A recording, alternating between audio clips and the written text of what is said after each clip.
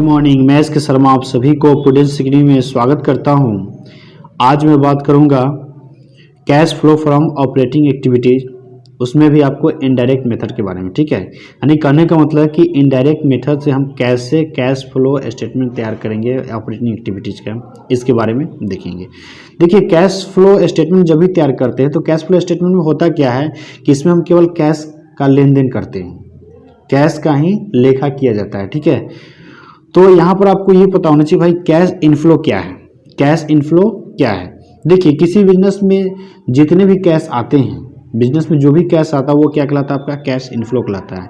लेकिन बिजनेस से जो भी कैश जाता है वो क्या कहलाता है, आपका कैश आउटफ्लो कहलाता है। तो ये बात आपको पता होना चाहिए कि कैश फ्लो इनफ्लो क्या होता है। तो बिजनेस में जो भी कैश आता है वो कैश इनफ्लो है, और बिजनेस से जो भी कैश जाते हैं वो क्या है, कैश आउटफ्लो होता है। ठीक है, अब देखिए, कैश फ्लो स्टेटमेंट जो तैयार करते हैं वो कैश फ्लो स्टेटमेंट आप या तो प्रॉफिट लॉस को देखकर तैयार करते हैं या प्रॉफिट लॉस एप्रोप्रिएशन अकाउंट को देखकर तैयार करते हैं। ठीक है, तो यहाँ पर आपको ये बात पता होना चाहिए कि जब आप ये दोनों की मदद से तैयार करते हैं, यानी प्रॉफिट एंड लॉस अकाउंट से और profit and loss appropriation account की मदद से तैयार करते हैं, तो आपको यहाँ से ये पता होना चाहिए कि प्रॉफिट एंड लॉस अकाउंट में दो आइटम होते हैं, एक होता है कैश आइटम और एक होता है नॉन कैश आइटम। ठीक है, उसी तरह से बात करो तो आपका profit and loss appropriation account में भी वही होता है, एक कैश आइटम होता है और एक नॉन कैश आइटम होता है।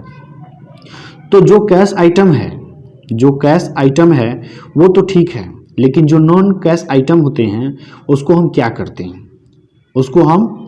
हैं, तो उसी को हम क्या करते हैं कि वर्किंग कैपिटल चेंज से पहले, ठीक है, यानी कि नेट प्रॉफिट बिफोर टैक्स जो मिलता है उसके बाद हम क्या करते हैं कि जो भी नॉन कैश आइटम होते हैं कभी उसको हम ऐड करते हैं और कभी उसको हम लेस करते हैं। तो हमको ये बात यहाँ पर समझना जरूरी है कि भाई किस आइटम को ऐड करते हैं और किस आइटम को लेस करते हैं। ठीक है, और क्यों ऐड करते हैं और क्यों लेस करते हैं इसके बारे में भी सीखेंगे। देखिए, यहाँ पर आप बात जान लीजिए कि डिप्रिसिएशन की बात की जाए, अगर डिप्रिसिएशन क्या था, डिप्रिसिएशन क्या है, नॉन कैश आइटम है। डिप्रिसिएशन क्या है, नॉन कैश आइटम है। ठीक है, देखिए, जब भी हम प्रॉफिट निकालते हैं तो प्रॉफिट जब भी हम निकालते हैं तो उसमें होता क्या है कि हम सभी एक्सपेंसेज, लॉसेज, इन सभी को क्या करते हैं, घटाने के बाद जो बचता है वही क्या कहलाता है, मेरा प्रॉफिट कहलाता है। सभी एक्सपेंसेज और लॉस को घटाने के बाद जो बचता है वही मेरा क्या कहलाता है, प्रॉफिट कहलाता है।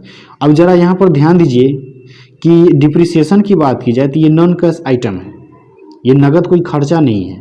लेकिन आपने क्या किया, अभी जब कैश फ्लो स्टेटमेंट तैयार कर रहे हैं तो उसमें हम केवल कैश का लेखा जोखा करते हैं, तो उस स्थिति में ये तो नॉन कैश आइटम है। लेकिन आप जब प्रॉफिट एंड लॉस अकाउंट तैयार किए तो उसमें क्या किए, इस डिप्रिसिएशन को आपने माइनस किया, इस डिप्रिसिएशन को उसमें क्या किया, आपने घटाया, जो कि सही नहीं है।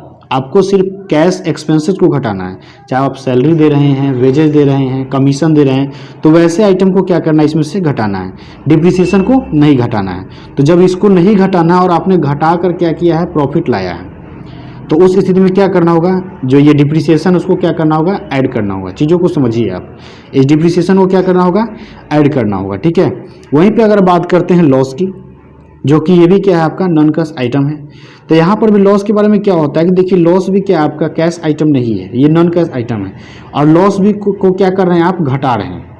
लॉस को घटाने के बाद जो प्रॉफिट आ रहा है उससे हम आप क्या कर रहे हैं, आप ऑपरेटिंग एक्टिविटीज तैयार कर रहे हैं, यानी cash flow from operating activity की गणना कर रहे हैं आप। ठीक है, तो यहाँ पर भी आपको ये बात याद रखना है कि जब लॉस नॉन कैश आइटम है तो आपको केवल कैश आइटम को ही घटाना है। जैसे अभी मैंने बताया आपको कि सैलरी पेड होगा तो उसको आप घटा सकते हैं, वेजेज पेड हुआ उसको घटा सकते हैं, वो सही है आपका घटाना। ठीक है, कमीशन पेड है तो आप उसको घटा सकते हैं, ये सबको आप क्या कर सकते हैं, घटा सकते हैं, क्योंकि ये सब कैश आइटम है। तो ये सब घटाने के बाद जो बचेगा वही प्रॉफिट्स का हम यूज करेंगे।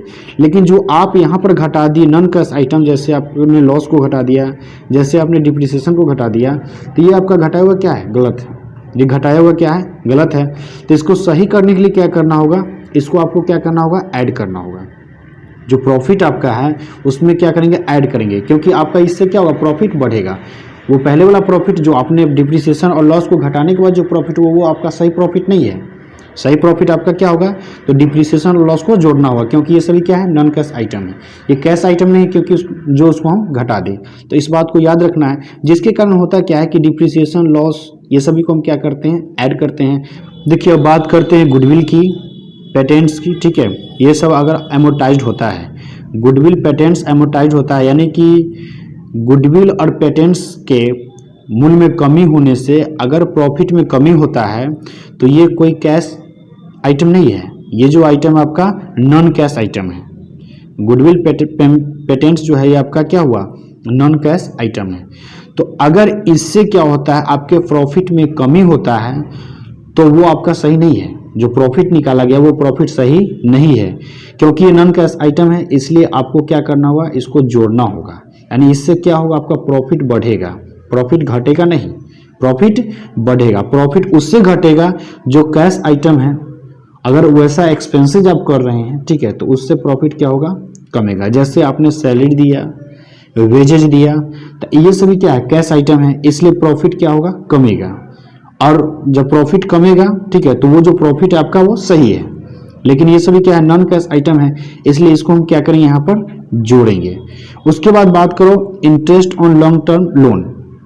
तो interest on long term loan जो है ना, वो आपका फाइनेंसिंग एक्टिविटी से संबंधित है।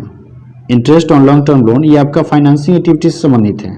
अगर इसके वजह से आपका प्रॉफिट कमता है तो ये भी क्या है, आपका गलत है, क्योंकि ये जो है ना आपका फाइनेंसिंग एक्टिविटी से संबंधित है। ऑपरेटिंग एक्टिविटीज में केवल आपको ऑपरेटिंग आइटम को ही डालना है, ठीक है, केवल ऑपरेटिंग आइटम, जैसे रेवेन्यू आइटम को कहिए, उसी को केवल क्या करना है, आपको डालना है।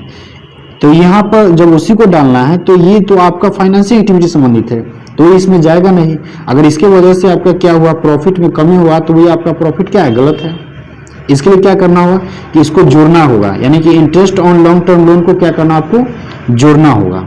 इससे आपका क्या होगा, प्रॉफिट और बढ़ेगा। उसके बाद बात करते हैं ट्रांसफर टू जनरल रिजर्व, ठीक है। तो ट्रांसफर टू जनरल रिजर्व की बात है, तो ये भी क्या आपका नॉन कैश आइटम है।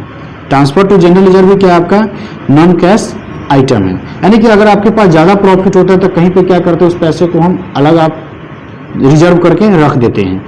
तो ये भी कोई खर्चा नहीं है आपका, जो आपको प्रॉफिट को क्या कर रहा है, कम कर रहा है, ये कोई खर्चा नहीं है। अगर आपने इसको एडजस्ट करके प्रॉफिट को कम किया है तो वो गलत है। इसकी वजह से अगर प्रॉफिट कम हुआ तो ये भी क्या है, आपका गलत है। तो सही क्या होगा, तो इसके लिए क्या करना होगा कि ये ट्रांसफर टू जनरल रिजर्व को भी क्या करना, आपको ऐड करना होगा, तब क्या होगा, सही होगा। उसके बाद बात करते हैं profit on sale of fixed assets.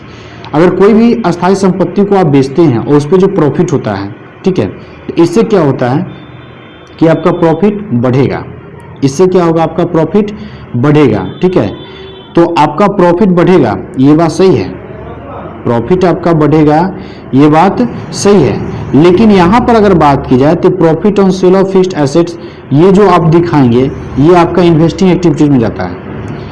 ये जो है profit on sale of fixed assets, ये आपका इन्वेस्टिंग एक्टिविटीज में जाएगा, जो कि न कि आपका ऑपरेटिंग एक्टिविटीज में। तो इसके लिए क्या करना होगा कि ये जो profit on sale of fixed assets है, ठीक है, जिसके वजह से आपका प्रॉफिट बढ़ रहा है, जिसकी वजह से आपका प्रॉफिट बढ़ रहा है, तो वहां पे क्या करना होगा कि इस आइटम को घटाना होगा, ठीक है, तब जाकर क्या होगा, ये सही होगा। Profit and sale of fixed assets को क्या करना, आपको घटाना होगा। जो आपको प्रॉफिट आपके पास आया है, जिसके वजह से प्रॉफिट आपको बढ़ा हुआ है, उस आइटम को क्या करना होगा, उसमें से इस profit on sale of fixed assets को घटाना होगा। घटाने के बाद जो आएगा वही आपका सही होगा, ठीक है। इसलिए यहाँ पर हम क्या करेंगे कि इस profit on sale of fixed assets को क्या करते हैं, लेस करते हैं। तो यही कारण होता है, ठीक है, कि आपको यहाँ पर यही कारण होता है कि प्रॉफिट लॉस में जो प्रॉफिट दिया रहता है उसमें होता क्या है कि जो कैश आइटम जो है, जिस कैश आइटम का एडजस्टमेंट किया वो तो सही है, लेकिन जो नॉन कैश आइटम का उसमें एडजस्टमेंट कर दिया जाता है, जिसकी वजह से प्रॉफिट कभी कम जाता है और कभी प्रॉफिट बढ़ जाता है, ठीक है, तो वो आपका गलत है। नॉन कैश आइटम की वजह से जो भी गलती होता है उसको क्या करते हैं, हम सुधारने के लिए क्या करते हैं, कभी ऐड करते हैं और कभी लेस करते हैं। जो नॉन कैश आइटम होता है कभी ऐड करते हैं और लेस करते हैं। तो चलिए हम देखते हैं कि कौन कौन से ऐसे आइटम है जिसको हम नेट प्रॉफिट बिफोर टैक्स में ऐड करते हैं, और ऐसे कौन कौन से ऐसे आइटम है जिसको हम नेट प्रॉफिट बिफोर टैक्स में से लेस करते हैं, देखते हैं। तो चलिए देखते हैं कि जब हम cash flow from operating activities से कैश फ्लो स्टेटमेंट तैयार करते हैं तो उसमें कौन कौन आइटम को हम नेट प्रॉफिट बिफोर टैक्स में जोड़ते हैं और कौन कौन आइटम को घटाते हैं, इसके बारे में जानते हैं। सबसे पहला आपको तो नेट प्रॉफिट बिफोर टैक्स जो आपको सवाल में दिया रहेगा, पहले उसको लिख देंगे। उसमें आपको ऐड करना क्या, तो डिप्रिसिएशन क्या करेंगे आप, ऐड करेंगे, ठीक है। उसके बाद अमोर्टाइजेशन ऑफ फिक्टिशियस एसेट्स, किसी प्रकार का जो फिक्टिशियस एसेट्स है उसमें अगर कमी होगा तो ये सभी क्या होता है, नॉन कैश आइटम होता है, ठीक है।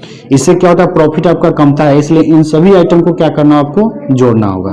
क्योंकि अभी हमने बताया आपको कि भाई आपको क्या होता है कि आपको प्रॉफिट जो कमेगा वो सिर्फ कैश आइटम से कमेगा, वही सही होगा।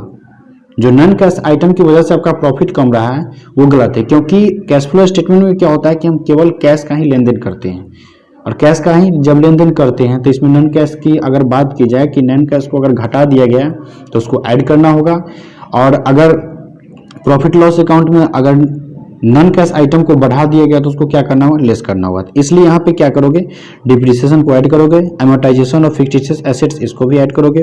वहीं पे बात करें प्रिलिमिनरी एक्सपेंसेस रिटर्न ऑफ, इसको भी क्या करेंगे, ऐड करेंगे। Discount on issue of share return of, इसको भी क्या करेंगे, ऐड करेंगे। Interest on long term borrowings ये भी ऐड होगा आपका। Loss on sale of fixed assets ये भी ऐड होगा, और ट्रांसफर टू जनरल रिजर्व ये भी क्या होगा, ऐड होगा। इन सभी आइटम को क्या करते हैं हम, नेट प्रॉफिट बिफोर टैक्स में ऐड करने का काम करते हैं। उसके बाद ऐड करने के बाद जो भी अमाउंट आपको आएगा उन टोटल अमाउंट को क्या करना है, ऐड कर लेना है। ऐड करने के बाद ये जो आपका ये जो प्रॉफिट आपको मिला है अभी, ये आपका जो प्रॉफिट मिला है नेट प्रॉफिट बिफोर टैक्स, उसमें इन सभी आइटम क्या करेंगे, ऐड कर लेंगे। ऐड करने के बाद यहाँ पर हम क्या करेंगे, इसको जोड़कर लिख लेंगे, ठीक है। अब उसके बाद क्या करेंगे, उसके बाद करेंगे आप लेस करने वाले आइटम के बारे में, ठीक है, कि किस किस आइटम को हम लेस करेंगे। तो आपको लेस करना है डिविडेंड रिसीव्ड, ठीक है, डिविडेंड रिसीव्ड इसको क्या करना आपको, लेस करना है। उसके बाद लेस करना है profit on sale of fixed assets, इसको भी क्या करना आपको, लेस करना है। उसके बाद लेस करेंगे profit from long term investment, इसको भी क्या करेंगे, हम लेस करेंगे। उसके बाद क्या होगा, तो provision for bad debts return of, इसको भी क्या करेंगे, लेस करेंगे। अगर किसी प्रकार का रेंटल इनकम होता है तो उसको भी हम क्या करेंगे, लेस करेंगे। तो इन सभी आइटम को क्या करते हैं हम, लेस करते हैं। तो इन सभी आइटम को पहले जोड़ लेंगे, उसके बाद यहाँ पे लिख लेंगे, और उसके बाद क्या करेंगे, इसको हम ऐड करेंगे, ठीक है। ऐड करने के बाद लेस करने के बाद जो आएगा वहां पे हम इसको क्या करेंगे, लिख लेंगे। और ये जो आएगा ये आपका क्या कहलाएगा, operating profit before working capital change. इसको हम क्या बोलेंगे, operating profit before working capital change के नाम से क्या करेंगे, इसको हम दिखाएंगे।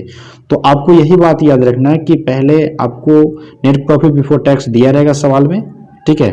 उसमें हम इन सभी आइटम को डिप्रिसिएशन, अमोर्टाइजेशन और फिक्टिशियस जो भी आपको आइटम्स दिख रहे हैं उन सभी आइटम्स को ऐड करेंगे, और यहाँ से सभी को लेस कर लेंगे। ऐड और लेस करने के बाद जो आएगा उसको हम क्या लिख देंगे, operating profit before working capital change, ठीक है। देखिए इसके बाद क्या होता है कि जब आपको operating profit before working capital change प्राप्त हो जाता है, उसके बाद हम क्या करते हैं, तो ऐड करते हैं। वो किसको ऐड करते हैं, तो इंक्रीज इन करेंट लायबिलिटीज, ठीक है, and decrease in current assets, यानी कि करेंट लायबिलिटीज में अगर वृद्धि होता है तो उसको ऐड करते हैं, या करेंट एसेट्स में कमी होता है उसको भी क्या करते हैं, ऐड करते हैं। ऐसा करते क्यों है, ठीक है। देखिए होता क्या है कि अगर लायबिलिटीज बढ़ता है इसका मतलब क्या है कि आपका कर्जा बढ़ता है, और कर्जा तब बढ़ता है जब आप क्या करते हैं, कहीं से और कैश लेते हैं, कहीं से लोन के रूप में कैश आप लेते हैं तो आपका कर्जा बढ़ता है। यानी कहने का मतलब यहाँ से यही है कि आपका क्या होता है, कैश में वृद्धि होता है। लायबिलिटीज में वृद्धि होने से क्या होता है, आपका कैश में वृद्धि होता है। इसलिए जब जब कैश बढ़ेगा तो उसको हम क्या करते हैं, ऐड करते हैं। यानी कि जब जब कैश इनफ्लो होगा तो उसको हम क्या करेंगे, ऐड करेंगे। वही बात अगर हम करते हैं, यहाँ से आपको बात की जाए भाई एसेट्स के बारे में, ठीक है, कि भाई एसेट्स डिक्रीज होता है तो क्यों ऐड होता है। तो एसेट्स डिक्रीज होने से ऐड इसलिए होता है क्योंकि अगर एसेट्स डिक्रीज हुआ इसका मतलब यह है कि आप किसी संपत्ति को बेच रहे हैं। तो जब आप किसी संपत्ति को बेच रहे हैं तो इससे क्या होगा, जब संपत्ति को आप बेचते हैं तो क्या होगा, कैश आएगा। जब कैश आएगा संपत्ति जाएगा, लेकिन कैश क्या होगा, आएगा। तो संपत्ति को बेचने से कैश आ रहा है, यानी कि संपत्ति में कमी होता है फिर भी कैश आता है, या लायबिलिटीज में वृद्धि होता है फिर भी कैश आता है। इसलिए क्या करते हैं कि इंक्रीज इन लायबिलिटीज और डिक्रीज इन एसेट्स, अगर ये कंडीशन हो तो उसको हम क्या करेंगे, ऐड करेंगे। उसके बाद बात आती है लेस की, ठीक है।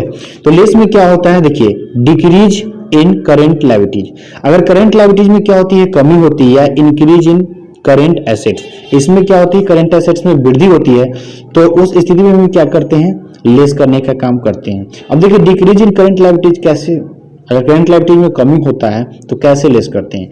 देखिए यहाँ होता क्या है कि करंट लायबिलिटीज आपका कम रहा है, इसका मतलब कि जितना भी आपने लोन लिया था उसमें से कुछ लोन को आपने चुका दिया, इसलिए वो लोन क्या और आपका कम रहा है। तो जो चुकाया, जितना आपने कैश दिया तो कैश तो आपका गया, कैश क्या हो रहा है, आउटफ्लो हो रहा है, कैश आपका बिजनेस से क्या हो रहा है, जा रहा है।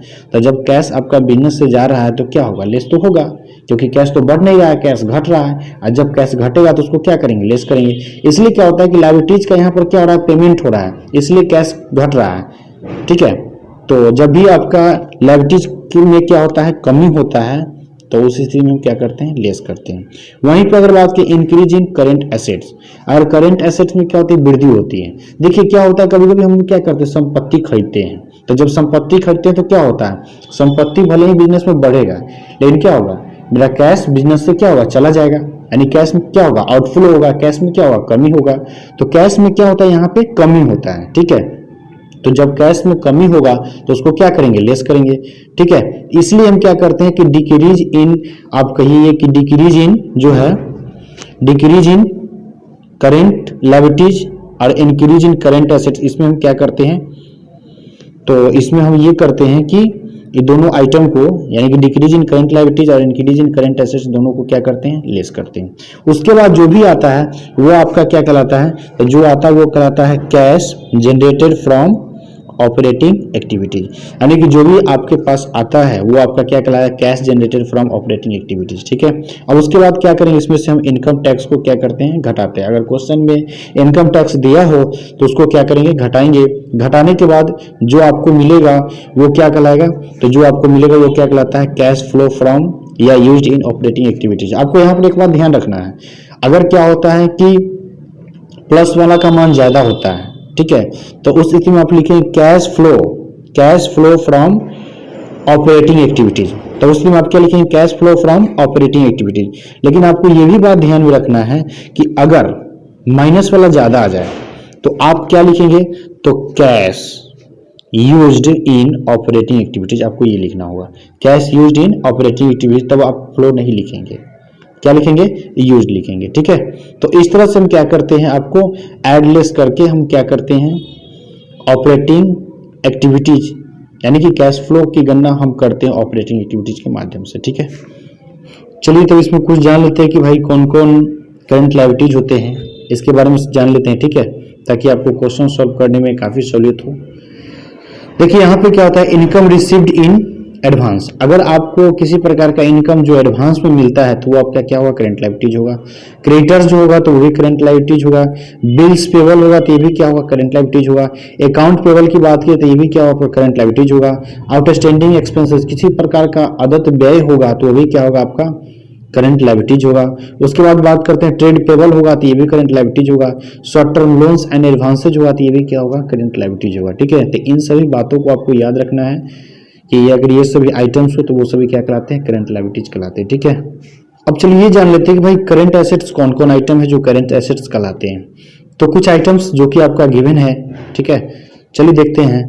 जैसा कि आपका डेब्टर्स, ये आपका करंट एसेट्स कहलाता है। यहीं पे बात करो अगर बिल्स रिसीवेबल की, तो बिल्स रिसीवेबल भी क्या होता है, आपका करंट एसेट्स होता है। वहीं पे एक्रूएड इनकम, ये भी आपका क्या होता है, करंट एसेट्स होता है। प्रीपेड इंश्योरेंस की बात की जाए तो ये भी क्या होता है, आपका करंट एसेट्स होता है। शॉर्ट टर्म लोन अगर बात की जाती है ये भी क्या होता है, आपका करंट एसेट्स होता है। ट्रेड रिसीवेबल की बात की जाए ये भी करंट एसेट्स। स्टॉक की बात की जाए ये भी आपका वही है। शॉर्ट टर्म इन्वेस्टमेंट की बात की जाए तो ये भी क्या है, आपका करंट एसेट्स है। तो जितने भी आइटम्स जो दिए गए हैं, ठीक है, वो सभी आइटम्स क्या होगा, करंट एसेट्स होगा। ये आपको याद रखना है। ठीक है।